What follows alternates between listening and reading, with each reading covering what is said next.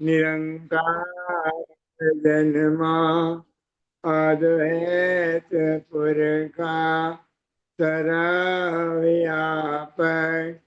कल्याण मूरत परमेश्वराय नमस्तं परमेश्वराय नमस्तं परमेश्वराय नमः। ओम ब्रह्म सत्यम सर्वदा।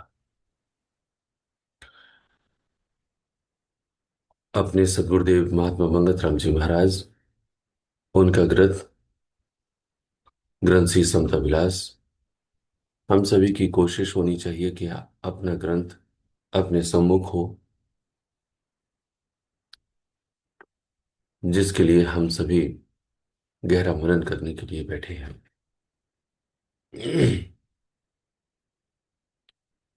ग्रंथ श्री समता विलास में वचन नंबर 61,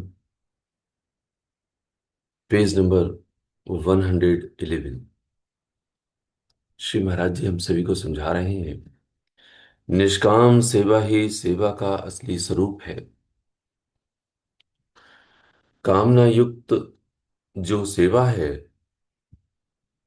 वह अंधकार को बढ़ाने वाली है, यानी मोह और मान की गिरफ्तारी देने वाली है।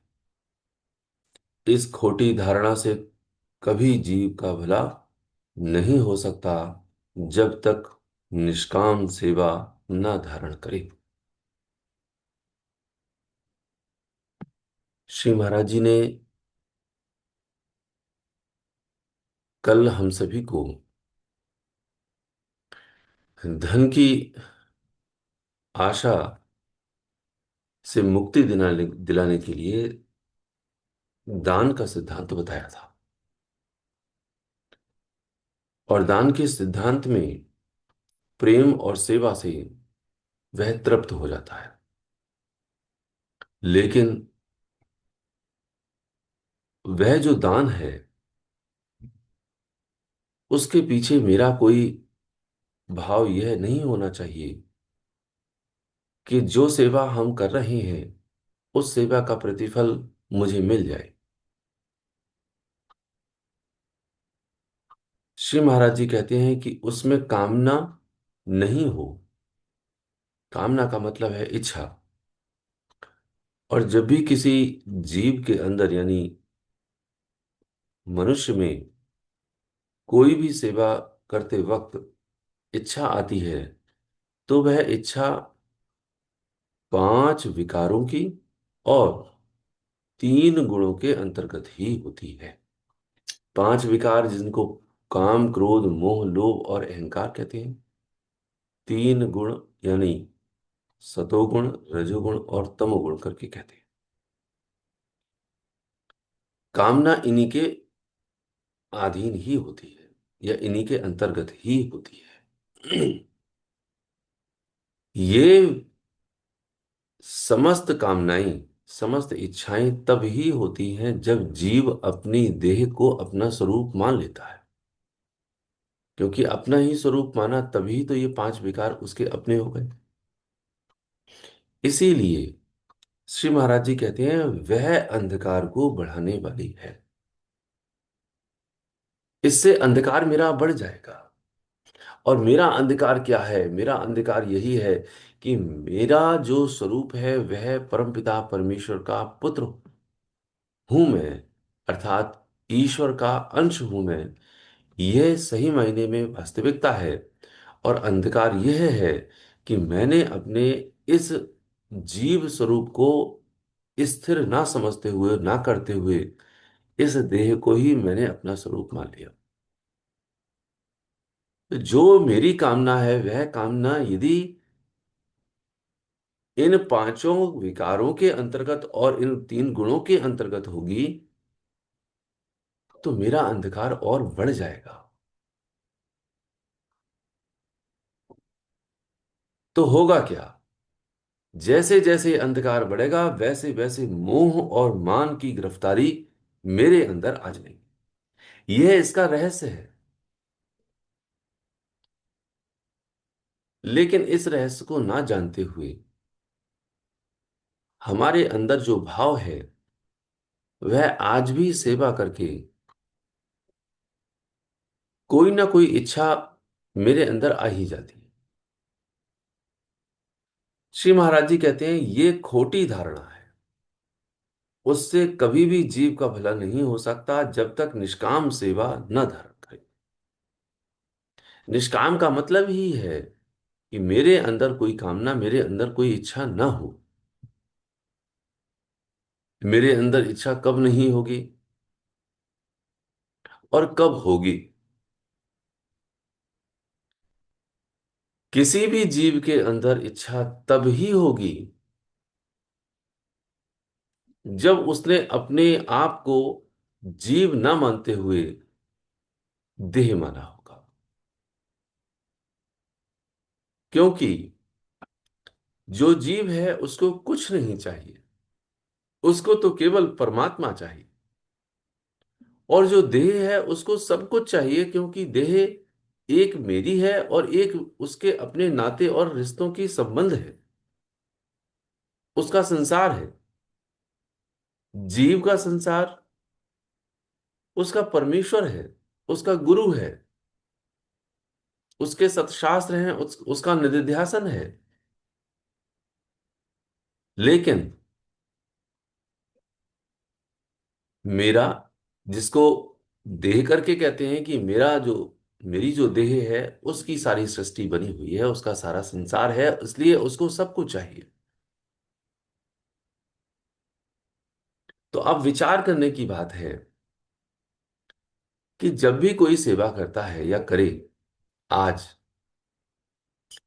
तो यह विचार तो करे कि जिस कदम को मैंने सत की तरफ बढ़ाने का यत्न किया है, जिसके फलस्वरूप मुझे शांति और चैन मिलेगा, यदि मैंने कोई भी कामना, कोई भी इच्छा रख ली, तो मेरा बढ़ाया हुआ वह कदम भी मेरे लिए अधोगति में लेकर के जाएगा, अर्थात मेरा ही नाश कर देगा। तब जा करके यह जीव होश में आ जाएगा, नहीं अब मुझे कोई इच्छा नहीं रखनी है।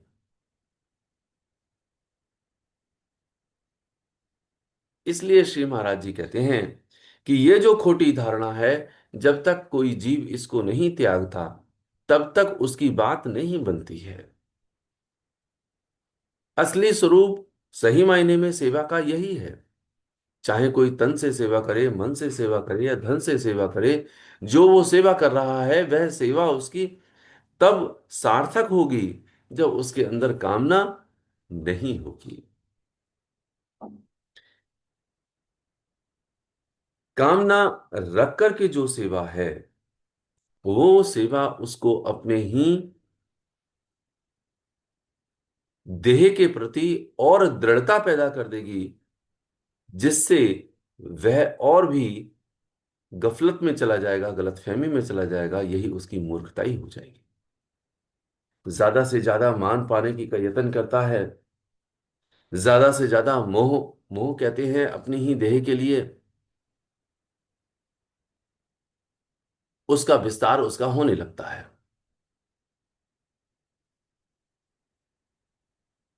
हम सभी का आमतौर पर जब भी कोई सेवा होती है तो फोटोग्राफ लेते हैं कि ये सेवा की है। अर्थात फोटोग्राफ किसका? दो देह का, कि जो आपने सेवा की वह भी देह दिख रही है उसमें, और जिसकी सेवा की वह भी देह दिख रही है उसमें, और ये याद दिला रही है कि मैंने, यानी इस देह ने उसका भला किया।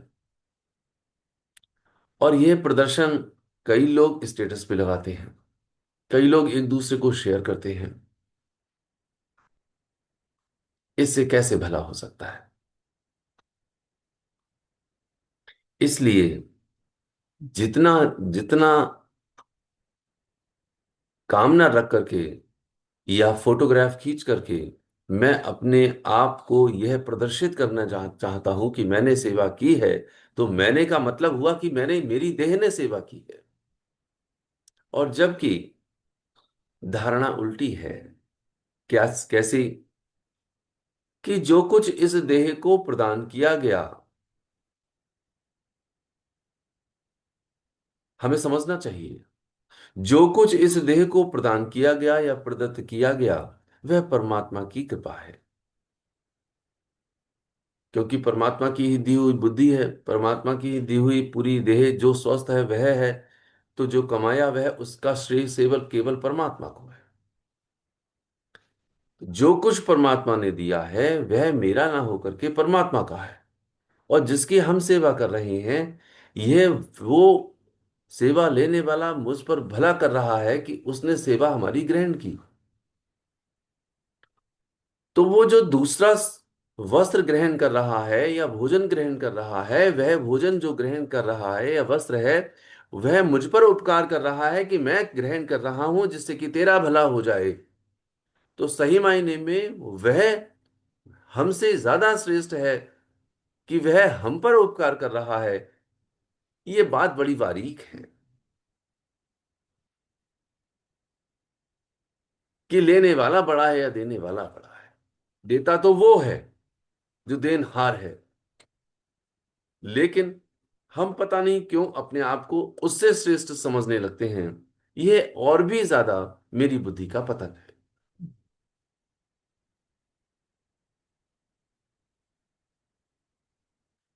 वह भूखा मनुष्य किसी दूसरे दर पर भी तो जा सकता था प्रभु के हुक्म से। आज मेरे दर पर आया है, इसका अर्थ है मेरे प्रभु ने मुझ पर कृपा की है। तो इसमें मेरा मान क्या? मान तो उसका है जो परमपिता परमेश्वर ने उसकी बुद्धि में यह संकल्प डाला कि मेरे दर पर आ गया। और मेरे दर पर आया तो मैंने प्रभु के ही वस्तु उस व्यक्ति को, उस मनुष्य को दे दी। तो इसमें मेरा मान और मेरी कामना कैसे हो सकती है? ये बात मनन करने की है, जिसके आधार पर हम ये विचार कर लेंगे कि मेरे अंदर कोई कामना नहीं होनी चाहिए। और जो निष्काम भाव से सेवा करता है, कल्याण उसी का होगा। कम से कम अपने अंदर ये भाव धारण करते रहें कि मेरा मुझ में कुछ नहीं, जो कुछ है सो तोय, तेरा तुझको सौंपते, क्या लागत है मोय। मेरा मुझ पर कुछ भी नहीं है, सब कुछ तो तेरा ही तेरा है, और तेरा तुझको ही सौंप दिया, इसलिए मेरे लिए कुछ नहीं चाहिए। श्री महाराज जी 62वें वचन में, पेज नंबर 112 पर हम सभी को समझा रहे हैं कि निष्काम सेवा मानुष जिंदगी का मिराज यानी मंजिल है। जिस तरह पवन, पानी, धरती, सूरज और चंद्रमा अपने फर्ज को जानकर हर वक्त सेवा में मसरूफ रहते हैं यानी लीन रहते हैं, इसी तरह मानुष को भी लाजमी है कि अपना फर्ज जानकर दूसरे की सेवा करे।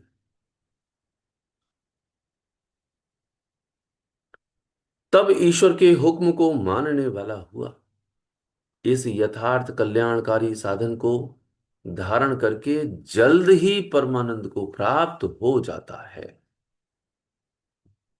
श्री महाराज जी हम सभी को पुनः कह रहे हैं कि तू जल्दी ही परमानंद अर्थात परम आनंद को प्राप्त हो जाएगा, लेकिन अपने जिंदगी का लक्ष्य निष्काम भावना से पर की सेवा में लगा ले।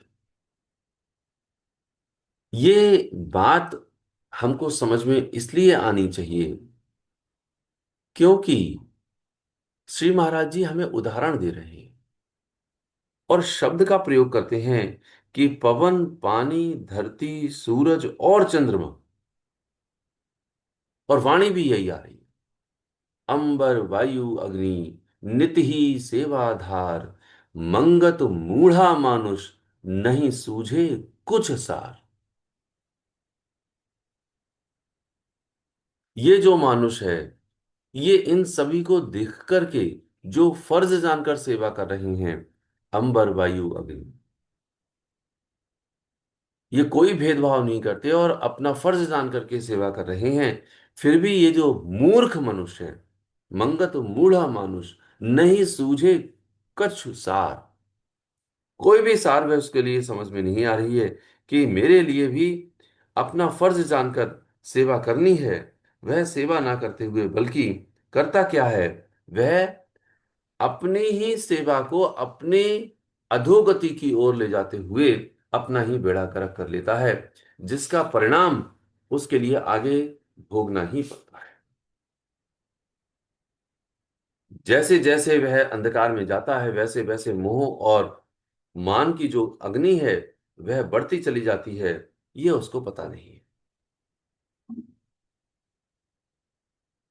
इसलिए श्री महाराज जी कहते हैं कि ये जो पवन है, जो बयार आ रही है, ये कभी ये नहीं सोचती कि किसको बयार देनी है किसको नहीं देनी है, ये ऊंचा है या नीचा है। वह तो बयार दे रही है ना, और वो बयार मेरे लिए कल्याण कर रही है, सबका कल्याण कर रही है, और अपने फर्ज को जान करके वह सबका कल्याण कर रही है। लेकिन फिर भी मुझको ये बात समझ में नहीं आती। मुझे तो केवल यही बात समझ में आती है कि मैंने सेवा की, मैं सेवा कर रहा हूं, इससे वह और भी अपनी देह के स्वरूप को दृढ़ कर लेगा, जिसका परिणाम उसके लिए बहुत खतरनाक होगा। श्री महाराज जी हम सबको समझाते हैं कि ईश्वर को के हुक्म को मानने वाला तब हुआ जब उसने यह सही रूप में सेवा करके आगे बढ़ा। यह लाइन हमें चोट पहुंचाने के लिए है कि यदि हमने मैं करके सेवा की है तो ईश्वर के हुक्म को नहीं मान रहे, बल्कि हम अपनी मनमानी कर रहे हैं। और जैसे जैसे ये जीव अपनी मनमानी करता है वैसे वैसे उसका पतन हो जाता है। श्री महाराज जी कहते हैं, एक शब्द है फर्ज जानकर, एक है गर्ज। एक महर्षि समझा रहे थे कि कोई जबरदस्ती दान भी होता है। यहां फर्ज की बात और जबरदस्ती के दान की बात, यदि अपने अंदर ये भाव लेकर के आए कि मुझे देना पड़ रहा है, तो वह जबरदस्ती का दान होता है। कभी ऐसा मौका आता है जहां पर उन परिस्थितियों में किसी मनुष्य को कोई वस्तु इस तरह से देनी होती है कि मुझे ये तो देना ही देना है, तो वो जो भाव है वह जबरदस्ती का भाव तमोगुण की प्रवृत्ति को ले आता है। इसलिए दान भी सतोगुण रजोगुण और तमोगुण होता है, हो जाता है। इस विषय को आगे लेते हैं, लेकिन अभी जो ईश्वर के हुक्म को मानने वाला है, यह बात दास के हृदय में ये प्रफुल्लित हो रही है कि यदि हम अपने परमेश्वर को अपना गुरु मानते हैं, सद्गुरुदेव महात्मा मंगत राम जी महाराज को,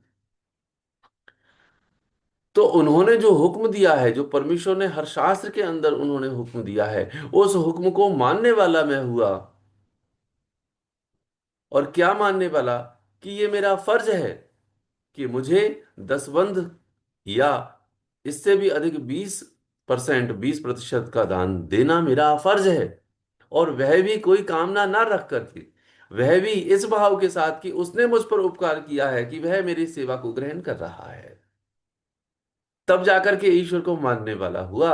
अन्यथा ईश्वर के हुक्म को ही नहीं मानता तो ईश्वर को कहाँ मानता है, गुरु को कहाँ मानता है। दान तो आज भी हम देते हुए आए, आज तक हम देते हुए चले आ रहे हैं, लेकिन यदि हमने उस दान की देने की प्रक्रिया को सही स्वरूप में नहीं समझा और नहीं दिया, तब भी हमने उनके हुक्म को नहीं माना, तब यथार्थ कल्याण कैसे होगा। श्री महाराज जी शब्द का प्रयोग कर रहे हैं, इस यथार्थ कल्याणकारी साधन को धारण करके जल्द ही परमानंद को प्राप्त हो जाता है। यथार्थ का अर्थ है कि सही मायने में जो दान के पश्चात, जो सेवा के पश्चात मेरे अंदर चैन, कौन सा चैन, कि मेरी ही देह की प्रायणता छूट करके मेरी ईश्वर की प्रायणता हो जानी चाहिए, वह आज भी नहीं हुई। तो ये यथार्थ कल्याण कहां हुआ मेरा? विचार तो करें। इसका अर्थ यह हुआ कि मैंने आज तक इस ओर कदम तो बढ़ाया, लेकिन हर मेरा कदम अंधकार की ओर चलता चला गया, क्योंकि मैंने ईश्वर के हुक्म को यथार्थ स्वरूप से स्वीकार ही नहीं किया। मैंने अपने ही मोह में, अपने ही मान की गिरफ्तारी में और दृढ़ता से मैं आगे बढ़ चला, तो मेरा तो पतन हो गया। और इसके ऊपर क्या है, ध्यान से सुनना, इसके ऊपर यह है कि मैंने अपने अंदर एक और अहंकार पैदा कर लिया कि मैं दानी हूं, बहुत बड़ा होशियार हूं, बुद्धिमान हूं। मैं दूसरे को अपने आगे कुछ आंकता ही नहीं हूं, वह मेरे लिए बेवकूफ नजर आता है, मैं होशियार हो जाता हूं। इसका अर्थ है कि मेरे अंदर और ज्यादा मान पाने की, और ज्यादा अहंकार की, कितनी सूक्ष्म रूप से, बारीक रूप से वह पतली सी करंट सी दौड़ जाती है, जो मेरी देह प्राणता को इतना प्रबल कर देती है कि मैं किसी के आगे झुकना ही पसंद नहीं करता। और ना झुकने से, एक शब्द का प्रयोग किया श्री महाराज जी ने, बार बार दास को याद आता है। श्री महाराज जी कहते हैं कि पर की सेवा परम त्याग और भक्ति है। और इससे होता क्या है, एक शब्द और कहा, जिसको प्रेम की बात कही हो, कि ये जो प्रेम और सेवा से तृप्त हो जाता है, ये जो परम त्याग है, वह उसके अंदर स्थिर हो जाता है। और क्या होता है, उससे वह तृप्त हो जाता है। ठीक वैसे ही जैसे दास को याद आता है कि एक मां अपने पुत्र को वह सफेद रसगुल्ला या जो मिष्ठान है वह खिला करके स्वयं तृप्त हो जाती है, उसके लिए खाने की जरूरत नहीं होती, बल्कि वह उसको खिला करके तृप्त होती है। ठीक उसी प्रकार से यह जीव जो देहधारी है, यह जीवात्मा पर की सेवा करके प्रेम से तृप्त हो जाता है। उसके अंदर वह चैन, वह शांति होती है कि जिसकी जो वस्तु है उसको वह देकर के अपने फर्ज को उसने पूरा किया, ईश्वर के हुक्म को मानने वाला हुआ, इसमें मेरा कुछ भी नहीं है। तो ये गहरा विज्ञान जब कोई अपने अंदर गहरे मनन में उतर के विचार करेगा, तब जाकर के इस सेवा के सही स्वरूप को समझ करके आगे अपनी उन्नति कर सकेगा। और शब्द श्री महाराज जी कहते हैं कि यथार्थ कल्याणकारी साधन से जल्दी ही परमानंद को प्राप्त हो जाएगा। यानी कि मुझे सही मायने में वह अखंड शांति चाहिए, परम चैन चाहिए, परम सुख चाहिए, जो मैं भटका हुआ हूं, न जाने कितने कितने देह को प्राप्त करते हुए जन्मांतर से भटक रहा हूं, मेरे लिए रोग लगा हुआ है। उस रोग से छुटकारा पाने के लिए सेवा का यथार्थ स्वरूप मुझे समझना होगा कि कहीं कहीं मुझसे कोई गलती तो नहीं हो रही है, मैं देने वाला तो नहीं बन गया। तो वो जो मैं देने वाला बन गया, तब उसे सोचना चाहिए कि देनहार तो सही मायने में हर पल हर क्षण अंबर के रूप में, वायु के रूप में, अग्नि के रूप में हर पल हर क्षण दे रहे हैं, जो श्री महाराज जी कहते हैं कि वो अपने फर्ज को जान करके दे रहे हैं, हर भेदभाव से अलग होकर के दे रहे हैं, उसके ऊपर होकर के दे रहे हैं। और पूरी सृष्टि में ये सब कुछ हो रहा है, लेकिन हम फर्ज जान करके ना करते हुए गर्ज जान करके यदि हमने किया, तो हमारा पतन हो जाएगा। और यदि ईश्वर के हुक्म को मान करके हमने अपने फर्ज को जान करके यह साधन इख्तियार किया, तो हमारी उन्नति ही उन्नति हो जाएगी, और जल्दी ही परमानंद को प्राप्त हो जाएंगे, वह प्राप्ति हो जाएगी हमें। इसलिए श्री महाराज जी कहते हैं, ये जो जिंदगी है, यानी कि देह में जब तक यह जीवात्मा है, तब तक जो भी सूरत बने, तन से, मन से, धन से, हर किसी से छुपा करके सेवा करना तो सीख ले, और यथार्थ रूप में अपनी शांति की खातिर किसी को पता भी ना चले ऐसी सेवा कर ले। ये केवल तुझे पता हो, और तूने उस सेवा के लिए ईश्वर के हुक्म के अधीन, अर्थात मैंने सेवा नहीं की, परमात्मा ने मुझसे सेवा करवा ली। आप देखोगे कि जब सिमरन में मंत्र का आरंभ करेंगे, जब अंदर सिमरन चलने लगेगा, तो उसमें गजब की शांति होगी, एक अजब की ठंडक होगी। तब श्री महाराज जी कहते हैं कि इस साधन को जो धारण करता है, वह सही मायने में परम आनंद को प्राप्त हो जाता है। लेकिन एक शब्द शास्त्री महाराज जी का, इसी तरह मानुष को भी लाजमी है। लाजमी कहते हैं कंपलसरी, जिसको जरूरी कहते हैं। जिस तरीके से श्री महाराज जी हम सबको समझा रहे हैं कि ये जो सेवा बाकी सब कर रहे हैं, इन सेवा से परमपिता परमेश्वर ये हुक्म के अधीन हम सभी के लिए अपने में मिलाने के लिए यह सिद्धांत दे रहे हैं। ये मिलाने की बात है। क्यों मिलाने की बात है? क्योंकि वो मुझे याद कर रही हैं कि तू इस सेवा को के साधन को धारण कर, जिससे कि तू मुझ में मिल जाएगा। तू दुखी है, तू मेरी शरण में आया हुआ है। दास का भाव एक है कि वो मुझ पर कितनी कृपा कर रहे हैं, लेकिन मैं इस कृपा को स्वीकार नहीं कर पा रहा, समझ नहीं पा रहा। आज भी इतनी गहराई से मुझे समझाने का भी यत्न कर रहे हैं, फिर भी मेरी बुद्धि में ये बात स्वीकार नहीं हो पा रही कि जितना एक भक्त एक श्रद्धालु, एक जिज्ञासु अपने परमेश्वर के लिए तड़पता है, कहीं उससे ज्यादा वह परमेश्वर मेरी कृपा के लिए तड़पा करता है। या यूं कहें, वह इतनी इतनी अवस्था को धारण करते हुए भी, वह तीनों लोगों के मालिक होते हुए भी, जैसे मेरे परमेश्वर शिष्यों से मिन्नतें किया करते थे। दास को एक भाव आता है हमेशा, पता नहीं क्यों, कि दास कहता है इस बात के लिए कि वो मेरा परमेश्वर मेरे ही देह में आकर के, इन पंचभूत की देह में आकर के मेरे लिए इस तरह तप कर रहा है, इस तरह मिन्नतें कर रहा है कि आया करो, सत्संग सुना करो, और इसके रहस्य को जाना करो। वह और भी ज्यादा मेरे लिए, मेरे कल्याण के लिए चाहतक है। लेकिन हमें उनके न जीवन का याद आती है, और ना ही उनके त्याग का याद आता है। हमें तो केवल वह एक कहानी की तरह पढ़ करके वो बात खत्म कर देते हैं। जो यथार्थ रूप में कल्याण वह हमारा करना भी चाहते हैं, लेकिन एक सच्चा जिज्ञासु हम बन ही नहीं पाते, एक सच्चे भक्त हम नहीं बन पाते।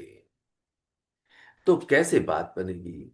इसलिए बारंबार रह रह करके दास को केवल प्रार्थना ही याद आती है कि अपने परमपिता परमेश्वर से, अपने गुरु से, अपने रहबर से ये इस तरह से उनकी शरणागत हो जाओ कि हम में बड़े विकार हैं, हम पर कृपा करिए, ताकि हम आपके इन सारे त्याग को देखते हुए वह अंदर भावना तो पैदा कर लें, आपसे हमें भय भी लगे और वह भावना भी आ जाए, और हम आपकी शरणागत होते हुए इन सभी रहस्यों को समझते हुए अपने यथार्थ कल्याण को कर लें, ताकि जन्म जन्मांतर को जो रोग लगा हुआ है वह मिट जाए और हम आप में ही लीन हो जाएं। ओम ब्रह्म सत्यम सर्वदा।